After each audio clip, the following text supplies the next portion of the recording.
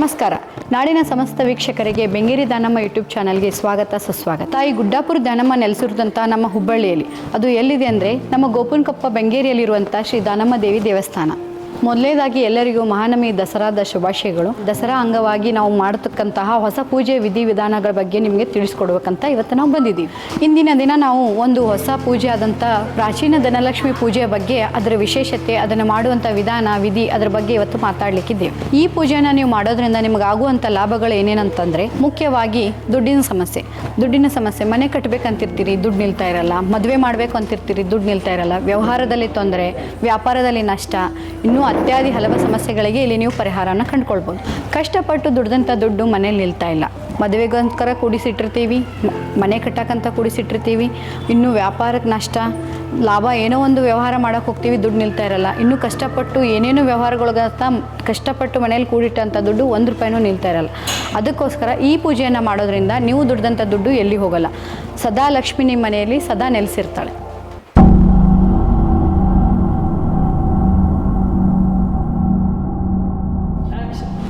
ನಮಸ್ಕಾರ ವೀಕ್ಷಕರೇ. ಈ ಪ್ರಾಚೀನ ಧನಲಕ್ಷ್ಮಿ ಪೂಜೆಯನ್ನು ಮಾಡೋದ್ರಿಂದ ಏನೇನು ಪ್ರಯೋಜನಗಳು ಅನ್ನೋದನ್ನು ನಿಮಗೆ ಸಾಕಷ್ಟು ಗೊಂದಲಗಳಿರ್ಬೋದು. ಆ ಗೊಂದಲಗಳನ್ನು ನಾವು ಗುರುಗಳ ಹತ್ರ ನಿವಾರಣೆ ಮಾಡ್ಕೊಳ್ಳೋಣ. ನಮಸ್ಕಾರ ಗುರುಗಳು. ನಮಸ್ಕಾರ. ಪ್ರಾಚೀನ ಧನಲಕ್ಷ್ಮಿ ಪೂಜೆಯನ್ನು ಮಾಡೋದ್ರಿಂದ ಆಗುವಂಥ ಪರಿಣಾಮಗಳೇನೇನು, ಅದರ ಪ್ರಯೋಜನಗಳೇನು ಅನ್ನೋದು ನಮ್ಮ ವೀಕ್ಷಕರೇ ನೀವು ತಿಳಿಸ್ಕೊಡ್ಬೇಕು.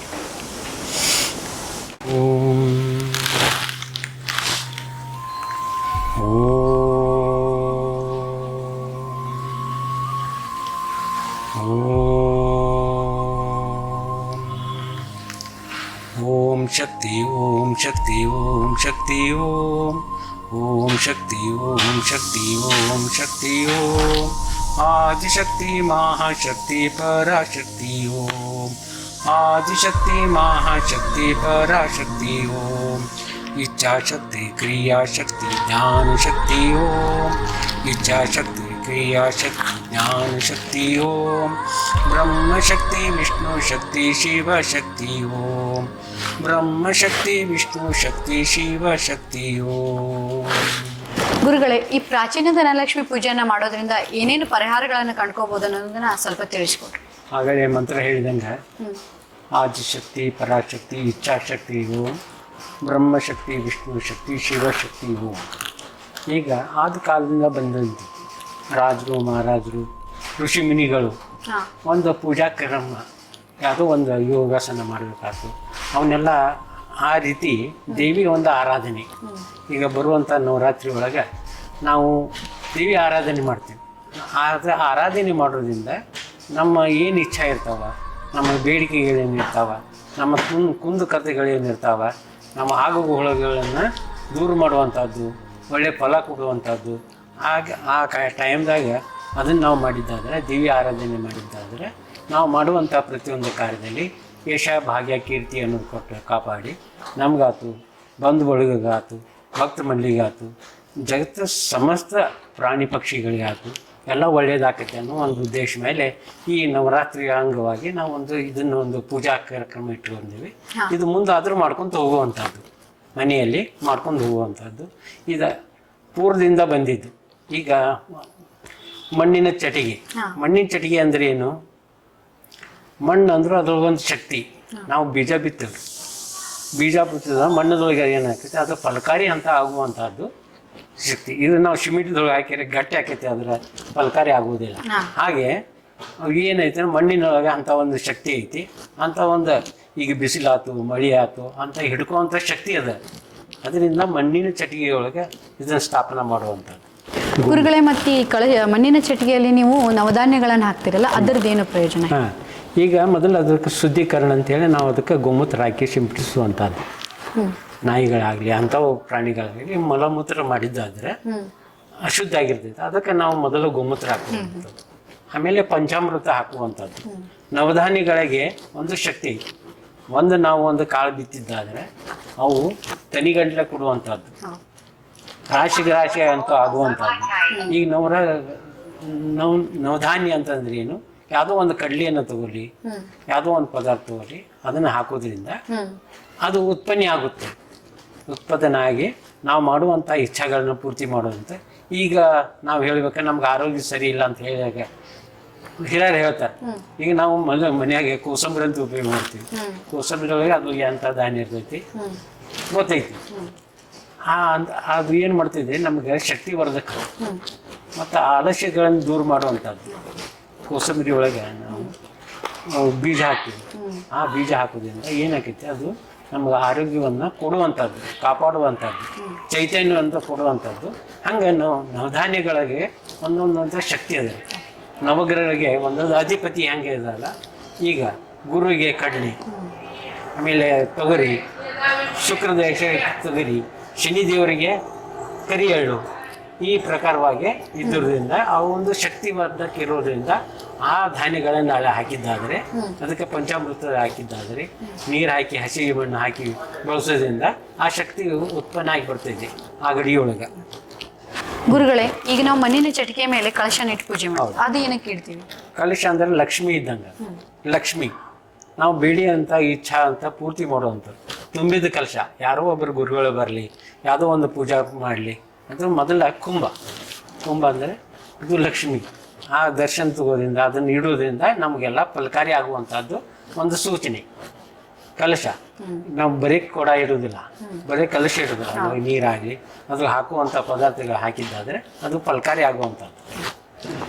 ಗುರುಗಳೇ, ಈಗ ನಾವು ಪೂಜೆಗೆ ಹಸಿರು ಬ್ಲೌಸ್ ಪೀಸ್ ಆಗಲಿ, ಉಡಿ ತುಂಬೋ ಏನೋ ಸಾಮಗ್ರಿಗಳನ್ನೆಲ್ಲ ಇಟ್ಟು ಪೂಜೆ ಮಾಡ್ತಿದ್ದೆ, ಅವ್ರ ಬಗ್ಗೆ ಸ್ವಲ್ಪ ತಿಳಿಸ್ಕೊಡಿ. ಹಸಿರು ಇದು ಒಂದು ಉಸಿರಿನ ಸಂಕೇತ. ಈಗ ನಮ್ಮ ಮಹಾನವಮಿ ಆದ ನಂತರ ಶಿಗು ಉಣಿ ಅಂತ ಬರ್ತೈತಿ. ಶಿಗು ಉಣಿ ಅಂದರೆ ಏನು, ಅದು ಒಂದು ಹಸಿರು, ಎಲ್ಲಿ ನೋಡಿದಲ್ಲೇ ಹಸಿರು ಪೀಕ್ ಬರುವಂಥದ್ದು. ಹಸಿರು ಪೀಕ್ ಅಂದ್ರೆ ನಮಗೆ ಏಳಿಗೆ ಮಾರ್ಗ, ಹಸಿರೇ ಉಸಿರು ಅನ್ನಂಗೆ. ಅದರಿಂದ ನಮ್ಮ ಫಲಕಾರಿ ಬೆಳೆದ ನಮ್ಮ ಉಸಿರು ಯಾವುದೋ ಗಿಡಗಳು ಮರಗಳು ಏನು ಕೊಡ್ತವೆ, ನಮ್ಗೆ ಆಕ್ಸಿಜನ್ ಕೊಡ್ತಾವೆ. ಹಂಗೆ ಅದನ್ನು ಹಸಿರು ಬ್ಲೌಸ್ ಇಡೋದ್ರಿಂದ ಎಲ್ಲ ಕಾರ್ಯ ಯಶಸ್ವಿ. ನಾವು ಯಾವುದೋ ಒಂದು ಬಾವುಟ ತೋರಿಸ್ಬೇಕು, ಹಸಿರು ಬಾವುಟ ತೋರಿಸ್ತೀವಿ. ನಾವು ಟ್ರೈನ್ ಹೋಗ್ಬೇಕಾದ್ರೆ ಹಸಿರು ಬಾವುಟ ಅಂದರೆ ಏನು, ಗ್ರೀನ್ ಸಿಗ್ನಲ್ ಇರೋದ್ರಿಂದ ಎಲ್ಲ ಕಾರ್ಯಗಳ ಯಶಸ್ವಿ ಆಗುವಂಥದ್ದು. ಅದು ಒಂದು ಮುತ್ತೈದ ಲಕ್ಷಣ. ಹಸಿರು ಬಳಿ, ಹಸಿರು ಬ್ಲೌಸು, ಹಸಿರು ಸೀರೆ, ಇಲ್ಲಿ ಊಟದ ದೇವಿಗೆ ಅದು ನಮಗೆ ಫಲಕಾರಿ ಕೊಡುವಂಥದ್ದು. ಗುರುಗಳೇ, ಈಗೆಲ್ಲ ಪೂಜೆಗೆ ಬೆಳ್ಳಿ ಮತ್ತು ತಾಮ್ರದ್ದು, ಹಿತ್ತಾಳೆ ಈ ಥರ ದೀಪಗಳನ್ನು ಹಚ್ತಾರೆ. ನೀವು ಈ ಪೂಜೆಯಲ್ಲಿ ಮಣ್ಣಿನ ಹಣತೆಯಲ್ಲಿ ದೀಪ ಹಚ್ಬೇಕಂತ ಹೇಳಿದರೆ ಅದರದ್ದೇನು ಪ್ರಯೋಜನ ಹೇಳಿ? ಆಗಲೇ ಹೇಳಿದಂಥದ್ದು ಮಣ್ಣೊಳಗೆ ಎಲ್ಲ ಹಿಡ್ಕೊಂಥ ಶಕ್ತಿ ಅದ ರೀ. ಈಗ ಏನಾಕೈತಿ, ನಾವು ಅದ್ರೊಳಗೆ ನಾವು ದೀಪ ಕಾಯ್ದು ಒಡೆಯುವಂಥ ಚಾನ್ಸ್ ಇರ್ತೈತಿ. ಉಳಿದದ್ದು ಏನಿರ್ತಾವ ಅವು ಕಪ್ ಹಾಕೊಂತ ಹೋಗ್ತಾವ, ಕರಗುತ್ತಾವ. ಇದು ಕರಗೋದಿಲ್ಲ. ಮಣ್ಣಲ್ಲಿ ಭಾಳ ಶಕ್ತಿ ಇರೋದ್ರಿಂದ ಹಣ್ಣಿನ ದೀಪನ ಹಚ್ಚಬೇಕು, ನಾವು ಮಣ್ಣಿನ ದೀಪನ ಹಚ್ಚಬೇಕು. ಅದರೊಳಗೆ ಒಂದು ಶಕ್ತಿ ಇರ್ತದೆ. ಗುರುಗಳೇ, ಈ ಪೂಜಾ ಕಿಟ್ಟಲ್ಲಿ ನೀವು ಲಕ್ಷ್ಮೀ ಬೇರು ಅಂತ ಇಟ್ಟಿದ್ದೀರಾ, ಆ ಲಕ್ಷ್ಮೀ ಬೇರು ಬಗ್ಗೆ ಏನನ್ನೋದು ಸ್ವಲ್ಪ ತಿಳಿಸ್ಕೊಟ್ರು. ಲಕ್ಷ್ಮೀ ಬೇರು ಅಂತಂದರೆ ಅದು ಎಲ್ಲ ಇಚ್ಛೆ ಅಂತ ಪೂರ್ತಿ ಮಾಡುವಂಥದ್ದು. ಈಗ ನಾವು ಮನೆ ಕಟ್ಟಬೇಕಾದ್ರೆ ಮನೆ ಹೊಚ್ಚಲ್ಕೆ ಗೊಜ್ಜಲ್ ಕಟ್ಟಿಗೆ ಅಂತ ಹಾಕಿವಿ, ಅದರದ ಪರಿಣಾಮ ಇದು. ಅದರ ಹಂಗೆ ಶಕ್ತಿ ಕೊಡುವಂಥದ್ದು. ಲಕ್ಷ್ಮೀ ಸ್ಥಿರವಾಗಿ ಇರುವಂಥದ್ದು.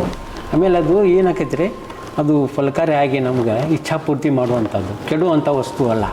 ಪ್ರಾಚೀನ ಕಾಲದಿಂದ ಎಲ್ಲ ಇವು ಈಗ RCC ಮಾಡ್ತೀವಿ, 100 ವರ್ಷ ಅಷ್ಟೇ ಆಯುಷ್ಯ ಐತಿ. ಈಗಿಂದ ಎಲ್ಲ ಕಡಿಮೆ ಹಾಕೊಂತ ಬಂದಿವಿ.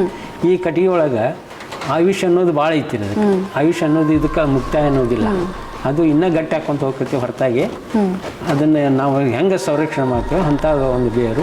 ಅದು ಚಿಗುರು ಹೊಡೆಯುವಂಥದ್ದು, ನಮ್ಮ ಫಲಕಾರಿ ಕೊಡುವಂಥದ್ದು, ಈ ಪ್ರತಿಯೊಂದು ಕಾರ್ಯದಲ್ಲಿ ಯಶ ಮಾಡುವಂಥದ್ದು. ಅದಕ್ಕೆ ಲಕ್ಷ್ಮೀ ಬೇರು ಅನ್ನೋದು. ಅಂದರೆ ನೀವು ಹೇಳೋ ಪ್ರಕಾರ ಲಕ್ಷ್ಮೀ ಬೇರು ಅಂದರೆ ಮನೆಯೊಳಗೆ ಸಮೃದ್ಧಿ ಆಗುವಂಥದ್ದು, ಮನೆಯೊಳಗೆ ಆರೋಗ್ಯ ಸಮಸ್ಯೆಗಳಿದ್ದರೂ ಅದರಿಂದ ನೀವು ನಿವಾರಣೆ ಆಗುತ್ತೆ ಅಂತ ನೀವು ಹೇಳ್ತಾ ಇರೋದು. ಗುರುಗಳೇ, ಈಗ ಪೂಜೆಯಲ್ಲಿ ಇಂಗಳಕಾಯನ್ನು ಇಟ್ಟಿದ್ದೀವಿ, ಅದು ಏನಕ್ಕೋಸ್ಕರ ಅನ್ನೋದನ್ನು ಹೇಳಿ. ಇಂಗಳಕಾಯಿ ಅಂತಂದ್ರೆ ಅದು ದೊಡ್ಡ ಫಲಕಾರಿನ. ನಾವು ಲಿಂಬೆ ಹಣ್ಣು ಹೆಂಗೆ ಉಪಯೋಗ ಮಾಡ್ತೇವಲ್ಲ, ಪತ್ರಿಕಾಯಿ ಹೆಂಗೆ ಉಪಯೋಗ ಮಾಡ್ತೇವಲ್ಲ, ಆ ರೀತಿ ಅದು ಒಂದು ಶಕ್ತಿ ಇರುವಂಥದ್ದು. ಇಂಗಳದ ನಾವು ಮೊದಲು ಏನು ಮಾಡ್ತಿದ್ರು, ನಾವು ಈಗೆಲ್ಲ ಸೋಪು ಉಪಯೋಗ ಮಾಡ್ತೇವೆ. ಅದ್ರೊಳಗೆ ಏನೈತಿ, ಆ ಸೋಪು ಅಂತದ್ದು ಎಂಥ ಶಕ್ತಿ ಐತಿ, ಅಂಥದ್ದು ಒಂದು ಶಕ್ತಿ ಐತಿ. ಅದು ಜಿಗಿಡ್ತನ, ಅದ್ರೊಳಗೆ ಒಂದು ಜಿಗಿಡ್ತನ ಇದೆ, ಒಂದು ಶಕ್ತಿ ಐತಿ. ಆಮೇಲೆ ಇದನ್ನು ವನಸ್ಪತಿಯಾಗಿ ಉಪಯೋಗ ಮಾಡ್ತಾರೆ, ಈ ಮನೆಗೆ ಉಪಯೋಗ ಮಾಡ್ತಾರೆ. ಜಗಲಿ ಮೇಲೆ ಇಟ್ಟುವಂಥ ಪೂಜೆ ಮಾಡುವಂಥದ್ದು ಕಾಯಿ, ಇದರ ದಂಡ ಅಂದರೆ ಪಿಂಡ ಏನಿರ್ತದಲ್ಲ ಅದನ್ನು ಫಲಕಾರಿ, ಅದು ಲಕ್ಷ್ಮೀ ಅಂಶ ಇರುವಂಥದ್ದು. ಗುರುಗಳೇ, ನಾವು ಚಿಕ್ಕಂದಿಂದ ನಾವು ನೋಡ್ಕೊತ ಬಂದಿರೋ ಪ್ರಕಾರ ನಮ್ಮ ಮನೆಯಲ್ಲೆಲ್ಲ ಹಿರಿಯರು ಇಂಗಳಕಾಯಿನ ಉಪ್ಪಲ್ಲಿ ಹಾಕಿಡ್ತಿದ್ರು. ಅದು ನಮ್ಗೆ ಗೊತ್ತಿರೋ ಪ್ರಕಾರ ಅದರಿಂದ ನಮ್ಮ ಮನೆಗೆ ವಾಮಾಚಾರ ಆಗಲಿ, ಮಾಟ ಮಂತ್ರ, ಇದು ಯಾವುದು ಪ್ರೇತ ಬಾಧೆ, ಇದು ಯಾವುದು ಆಗಲ್ಲ ಅನ್ನೋದು ನಮ್ಮ ಹಿರಿಯರು ಹೇಳ್ಕೊಟ್ಟಿದ್ದು. ಅದನ್ನು ನೀವು ತೋರಿಸ್ಕೊಡ್ಬೇಕು ಅಂತ ಇದ್ದೀರಾ. ಆಯಿತು, ನೀವು ಆಗೇಳಿ ಹೇಳಿದರೆ ಉಪ್ಪಿನಲ್ಲಿ ಅದನ್ನು ಇಡುವಂಥದ್ದು. ಹಾಂ, ನೆಗೆಟಿವ್ ಎನರ್ಜಿ, ದುಶ್ಶಕ್ತಿಗಳನ್ನ ದೂರ ಮಾಡುವಂಥ ಶಕ್ತಿ ಇರುವಂಥದ್ದು. ಹಾಗಾಗಿ ಹೇಳಿದೆ ಹಳದಿ, ಯಾವ್ದು ಹಳದಿ ಕಲರು ಒಂದು ಗುರುವಿನ ಕಲರು, ಗುರುವಿನ ಆಶೀರ್ವಾದ ಇದ್ದಂಗೆ. ಆಮೇಲೆ ಅದು ಕೆಡುವುದಿಲ್ಲ, ಕೊಳೆಯುವುದಿಲ್ಲ, ಅದ್ರೊಳಗೊಂದು ಅಂಥ ಶಕ್ತಿ ಇದ್ದಾರೆ. ಅದು ಲಕ್ಷ್ಮೀ ರೂಪದೊಳಗೆ ಇರೋದ್ರಿಂದ ಅದನ್ನು ನಾವು ಉಪಯೋಗ ಮಾಡ್ತೀವಿ. ಗುರುಗಳೇ, ಈಗ ಪ್ರಾಚೀನ ಧನಲಕ್ಷ್ಮಿ ಪೂಜೆಗೆ ನಾವೇನು 11 ದಿವಸ ಮಾಡಿರ್ತೀವಿ, ಇದ್ರಿಗೆ ಬಳಸಿರ್ತಕ್ಕಂಥ ವಸ್ತುಗಳನ್ನು ಬೇರೆ ಯಾರಿಗೂ ಕೊಡಬಾರ್ದು ಅನ್ನೋದು ಯಾಕೆ ಗುರುಜಿ? ಅದ್ರೊಳಗೊಂದು ಶಕ್ತಿ ಇರೋದ್ರಿಂದ, ಶಕ್ತಿ ಇರೋದ್ರಿಂದ ಅದು ಮತ್ತೊಬ್ಬರಿಗೆ ಪ್ರಸಾದ ರೂಪದಲ್ಲಿ ಕೊಡುವಂಥದ್ದು ಇರೋದಿಲ್ಲ, ಅದು ನಮ್ಮಲ್ಲೇ ಉಳಿಯುವಂಥದ್ದು ಇರ್ತದೆ. ನಮಗೆ ಫಲಕಾರಿ ಆಗಿರುತ್ತೆ. ಅವ್ರ ಹೆಸರು ತೊಗೊಂಡು ಏನು ಮಾಡಿರ್ತಾವಲ್ಲ ಅವ್ರಿಗೆ ಫಲಕಾರಿ ಕೊಡುವಂಥದ್ದು. ಇವು ದಾನ ಕರ್ಮ ಇರೋದಿಲ್ಲ, ಇದು ಶಾಂತಿ ಕರ್ಮ, ದಾನ ಕರ್ಮ ಅನ್ನುವಂಥದ್ದು ಇರ್ತೈತಿ. ಇದ್ರೊಳಗೆ ಪೂಜಾ ಫಲ ಅನ್ನೋದು ಇರ್ತೈತಿ. ಅದಕ್ಕೆ ನಾವು ಉಪಯೋಗ ಮಾಡಬೇಕು ಮನೆಯಲ್ಲಿ. ಗುರುಗಳೇ, ಈಗ ಪೂಜೆಗೆ ಉಡಿಯಲ್ಲಿ ಇಟ್ಟಿರ್ತಕ್ಕಂಥ ದುಡ್ಡನ್ನು ಹಸಿರು ಬ್ಲೌಸ್ ಪೀಸಲ್ಲಿ ಕಟ್ಟಿ ನಾವು ದುಡ್ಡು ಇಡೋ ಜಾಗದಲ್ಲಿ ಇಡಬೇಕಂತ ಹೇಳಿದ್ದು, ಅದರಿಂದ ಏನು ಲಾಭ ಆಗುತ್ತೆ? ಇದು ಶಾಶ್ವತ ಲಕ್ಷ್ಮಿ. ನಮ್ಮಲ್ಲಿ ಲಕ್ಷ್ಮಿ ಯಾವಾಗಲೂ ಚಂಚಲ ಇರ್ತಾರೆ. ಅದನ್ನು ಇಡೋದ್ರಿಂದ ನಮ್ಮಲ್ಲಿ ಸಿರಿ ಸಂಪತ್ತು ಜಾಸ್ತಿ ಆಗುವಂಥದ್ದು. ಹಸಿರು ಬ್ಲೌಸ್ ಅಂದರೆ ಹಸಿರು ಉಸಿರು ಅಂದಂಗೆ ನಮಗೆ ಅದು ಫಲಕಾರಿ ಆಗುವಂಥದ್ದು. ಅದರೊಳಗೆ ಅದೇನಾಕೈತಿ, ತನ್ನ ಮಲ್ಟಿಫೈ ಹಾಕೊಂತ ಹೋಗುವಂಥದ್ದು, ಐಶ್ವರ್ಯ ವೃದ್ಧಿ. ಐಶ್ವರ್ಯ ವೃದ್ಧಿಗೆ. ಗುರುಗಳೇ, ಈ ಪೂಜೆಗೆ ನಾವು ಪತ್ರಿಕಾಯನ್ನು ಬಳಸ್ತಾ ಇದ್ದೀವಿ. ಆ ಪತ್ರಿಕಾಯನ್ನು ಯಾಕೆ ಬಳಸಬೇಕು ಅನ್ನೋದನ್ನು ತಿಳಿಸ್ಕೊಟ್ರಿ. ಪತ್ರಿಕಾಯಿ ಅನ್ನೋದು ಶಿವನ ಒಂದು, ಈಗ ನಾವು ಹೆಂಗದು ರುದ್ರಾಕ್ಷ ಅಂತೇವಲ್ಲ ಹಂಗೆ ಈ ಪತ್ರಿಕಾಯದೊಳಗೆ ಇರುವಂಥ ಶಕ್ತಿ ಅದು ಕೆಡೋದೇ ಇಲ್ಲ, ಯಾವಾಗೂ ಕೆಡೋದಿಲ್ಲ. ಆಮೇಲೆ ರೋಗ ಅದನ್ನು ಒಡೆದು ನಾವು ಉಪಯೋಗ ಮಾಡೋದಿಲ್ಲ, ರುಜಿಗಳು ಬರೋದಿಲ್ಲ. ಯಾವುದೇ ನಮೂನಿ ಕಾಯಿಲೆ ಬರೋದಿಲ್ಲ. BP ಆಯ್ತು, ಶುಗರ್ ಆಯ್ತು, ಯಾವೂ ಬರೋದಿಲ್ಲ. ಪ್ರಾಚೀನ ಕಾಲದಿಂದ ಬಂದಂಥದ್ದು. ಈಗೆಲ್ಲ ಮೆಡಿಸಿನ್ ಇಂಥ ಮೆಡಿಸಿನ್ ಮಾಡ್ತಾರೆ. ಆದರೆ ಮತ್ತು ಅವಕ್ಕೆ ಮತ್ತು ಬೇರೆ ರೋಗ ಕೊಡುವಂಥ ಇರ್ತಾರೆ. ಆದರೆ ಈ ಪತ್ರಿಕಾಯಿಗೆ ಏನು ತಂದ ಒಂದು ಶಕ್ತಿ ಅದ, ಶಿವಶಕ್ತಿ ಇದು ಒಂದು ರೂಪದೊಳಗೆ ಅದ. ಅದನ್ನು ನಾವು ಬಳಸೋದ್ರಿಂದ, ಪತ್ರಿಕಾಯಿ ಬಳಸೋದ್ರಿಂದ, ಅದ್ರ ಕೆಳಗೆ ನಾವು ಇರೋದ್ರಿಂದ, ಅದನ್ನು ಪೂಜಾ ಮಾಡೋದ್ರಿಂದ ಅದು ಯಾವಾಗೂ ನಶ್ವರ ಆಗೋದಿಲ್ಲ. ಅದು ಹೆಂಗಿರ್ತದೆ ಹಂಗೆ ಇರ್ತದೆ. ಪತ್ರಿಕಾಯಿದು ನಾವು ರುದ್ರಾಕ್ಷಿಗಳನ್ನ ಹಾಕಿ ಉಪಯೋಗ ಮಾಡ್ತೇವೆ ನಾವು. ಪೂರ್ವಜರು, ನಮ್ಮ ಋಷಿ ಮುನಿಗಳು, ನಮ್ಮ ಜಗದ್ಗುರುಗಳು ಅವನ್ನ ಉಪಯೋಗ ಮಾಡಿದ್ದಾರೆ. ಇನ್ನೂವರೆಗೆ ನಮ್ಮ ಕಡೆ ಆಶೀರ್ವಾದ ರೂಪದಾಗ ಕೊಟ್ಟಂಥದ್ದು ಐತೆ ನಮಗೆ. ಗುರುಗಳಿಗೆ ನಾವು ಪೂಜೆಗೆ ಪಾದಗಳನ್ನು ಬಳಸಿದ್ದೀವಿ. ಲಕ್ಷ್ಮೀ ಪಾದಗಳನ್ನು ನಮ್ಮ ಮನೆಯ ದೇವಸ್ಥಾನದಲ್ಲಿ ಇಟ್ಟು ಪೂಜೆ ಮಾಡಬೇಕಂತ ಹೇಳಿದ್ವಿ. ಅದು ಹೇಗೆ ನೆಕ್ಕೈತಿ ಗುರುಜಿ? ಈಗ ಒಂದು ಉದಾಹರಣೆ ಹೇಳ್ಬೇಕಂತಂದ್ರೆ, ಹೊಸ ಮಗಳು ಬರುವಾಗ ಹೊಚ್ಚಲ ಪೂಜೆ ಮಾಡಿ ಹೊಚ್ಚಲಿಗೊಂದು ಮಳೆ ಬಡ್ದು ಬರ್ತಾಳೆ. ಆಕಿನ ಪಾದ ಇಟ್ಟು ಮಳೆ ಬಿಡಿಯುವಂಥ ಶಾಸ್ತ್ರ. ಅಂದ್ರೆ ಶಾಶ್ವತ ನಮ್ಮ ಮನೆಯಲ್ಲಿ ಲಕ್ಷ್ಮಿ ಇರಲಿ ಅನ್ನೋ ಉದ್ದೇಶದಿಂದ ಅದು ಆಯ್ತು. ಅದೇ ರೀತಿ ನಾವು ಸತತವಾಗಿ ಆಕಿನ ಇಡೋದ್ರಿಂದ ಸತತವಾಗಿ ನಮ್ಮ ಮನೆಯಲ್ಲಿ ಇರ್ತಾಳೆ ಲಕ್ಷ್ಮಿ. ನಮ್ಮ ಇಚ್ಛೆಗಳನ್ನು ಪೂರ್ತಿ ಮಾಡ್ತಾಳೆ, ನಮ್ಮ ಬೇಡಿಕೆಗಳನ್ನೆಲ್ಲ ಇಚ್ಛಾ ಪೂರ್ತಿ ಮಾಡ್ತಾಳೆ ಅನ್ನೋ ಒಂದು ಉದ್ದೇಶ ಮೇಲೆ ನಾವು ಆಕಿನ ಪಾದ ಪೂಜೆ ಮಾಡಿದ್ದಾದ್ರೆ ಶ್ರೇಷ್ಠ. ಗುರುವಿನ ಪೂಜೆ ಹೆಂಗೆ ಪೂಜೆ ಮಾಡ್ತೀವಲ್ಲ ಹಂಗೆ ನಮ್ಮ ಗುರುಗಳು, ಹಿರಿಯ ಗುರುಗಳದ್ದು ಪಾದ ಪೂಜೆ ಅಂತ ಮಾಡ್ತೀವಿ ನಾವು. ಅವರು ಮೆಟ್ಟಿದಂಥ ಒಂದು ಆಮಿಗೆ ಹಂಗೆ ಪಾದೋದು ಅವನ್ನ ನಾವು ಇಟ್ಟು ಪೂಜೆ ಮಾಡುವಂಥ, ಅಂದ್ರೆ ಅವರು ಶಾಶ್ವತ ನಮ್ಮಲ್ಲಿ ಇರುವಂಥದ್ದು. ನಮ್ಮ ಆಗುಗಳನ್ನು ಇಚ್ಛಾಪೂರ್ತಿ ಮಾಡುವಂಥ ಶಕ್ತಿ ಇರೋದಂತ ಹೇಳಿದ್ರೆ ಅದೇ ಲಕ್ಷ್ಮಿ. ನಾವು ಪಾದ ಪೂಜೆ ಮಾಡಿದ್ರೆ ನಮ್ಮಲ್ಲಿ ಶಾಶ್ವತ ಲಕ್ಷ್ಮಿ ಇರ್ತಾಳೆ ಅಂದಾಗ. ಗುರುಗಳೇ, ನಾವೀಗ ಪ್ರತಿ ಪೂಜೆ ಮಾಡೋದ್ರಲ್ಲಿ ಹುಗ್ಗಿ, ಕಡುಬು, ಅದು ಇದು ಅಂತ ಭಕ್ಷ್ಯ ಭೋಜಗಳನ್ನು ಪ್ರಸಾದವಾಗಿ ಕೊಡ್ತೀವಿ. ಈಗ ಇದರಲ್ಲಿ ಶಾವಿಗೆಯನ್ನೇ ಯಾಕೆ ಬಳಸಬೇಕು? ಶಾವಿಗೆ ಇದು ಕೆಡುವಂಥ ವಸ್ತು ಅಲ್ಲ, 12 ತಿಂಗಳು ಇರುವಂಥದ್ದು. ಇದ್ರೊಳಗೊಂದು ಶಕ್ತಿ ಇರ್ತದೆ ರೀ. ಏನಂತಂದ್ರೆ ಶಾವಿಗೆಯಿಂದ ಮಾಡಿದಂಥದ್ದಂದ್ರೆ ನಾವು ಗೋಧಿ, ನಾವು ಯಾವುದೋ ಒಂದು ಕಾರ್ಯಕ್ರಮ ಮಾಡ್ಬೇಕಂದ್ರೆ ಗೋಧಿ ಹುಗ್ಗಿ ಅಂತ ಮಾಡ್ತೇವೆ. ಆ ನಮೂನಿ ಶಕ್ತಿ ಇರುವಂಥದ್ದು ಈ ಶಾವಿಗೆ ಒಳಗೆ. ಶಾವಿಗೆ ಬಸಿಯೋದಂತಾರೆ. ಪ್ರತಿಯೊಂದು ಕಾರ್ಯಕ್ಕೆ ಇದನ್ನು ನಾವು ಬಳಸೋದ್ರಿಂದ ನಮ್ಮ ಇಚ್ಛೆಗಳ ಪೂರ್ತಿ ಆಕಾವ ಮತ್ತು ಎನರ್ಜಿ ಬರ್ತೈತಿ.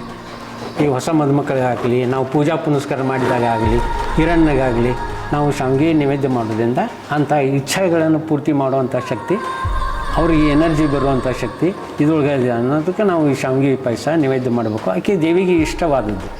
ಕೇಳಿದ್ರಲ್ಲ ವೀಕ್ಷಕರೇ, ಈ ಪ್ರಾಚೀನ ಧನಲಕ್ಷ್ಮಿ ಪೂಜೆಯನ್ನು ಮಾಡೋದ್ರಿಂದ ಏನೆಲ್ಲ ಉಪಯೋಗಗಳಿವೆ, ಅದರಿಂದ ಏನೇನು ಪರಿಣಾಮ ಆಗುತ್ತೆ ಅನ್ನೋದನ್ನೆಲ್ಲ ಎಲ್ಲ ಗುರೂಜಿಗಳು ನಿಮಗೆ ಸವಿಸ್ತರವಾಗಿ ತಿಳಿಸ್ಕೊಟ್ಟಿದ್ದಾರೆ.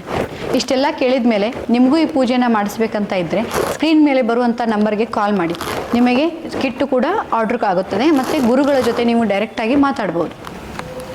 ಈ ಒಂದು ಪೂಜಾ ಕಾರ್ಯಕ್ರಮ ಎಲ್ಲ ಕೇಳಿದ್ರಿ, ಅದನ್ನು ನೀವು ಮಾಡುವಂಥದ್ದು ಇಚ್ಛೆ ಇತ್ತಂದರೆ ನಮ್ಗೆ ನೇರವಾಗಿ ಭೇಟಿ ಆಗಬೇಕು. ನನ್ನ ಫೋನ್ ನಂಬರಿಗೆ ಡಯಲ್ ಮಾಡಿರಿ ಮತ್ತು ನಿಮಗೆ ಬೇಕಾದ ವಸ್ತುಗಳನ್ನು ನಾವು ಬರೆದು ಕೊಡ್ತೀವಿ. ಇಲ್ಲಾಂದರೆ ನಾವು ಅದನ್ನು ರೆಡಿ ಮಾಡ್ತೀವಿ. ಅದನ್ನು ನೀವು ಪೂಜಾ ಪುನಸ್ಕಾರ ಮಾಡೋದ್ರಿಂದ ನಿಮ್ಮ ಇಚ್ಛಾ ಆದಷ್ಟು ಬೇಗ ಇಚ್ಛಾ ಪೂರ್ತಿ ಆಗ್ತಾವಂತೆ.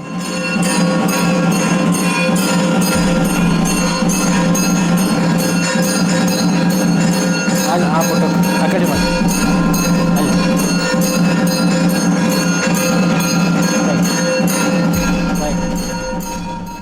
ಇಷ್ಟೊತ್ತು ಈ ಪ್ರಾಚೀನ ಧನಲಕ್ಷ್ಮಿ ಪೂಜೆ ಬಗ್ಗೆ ಸಾಕಷ್ಟು ವಿವರಗಳನ್ನು ಗುರೂಜಿಗಳು ಕೊಟ್ಟಿದ್ದಾರೆ.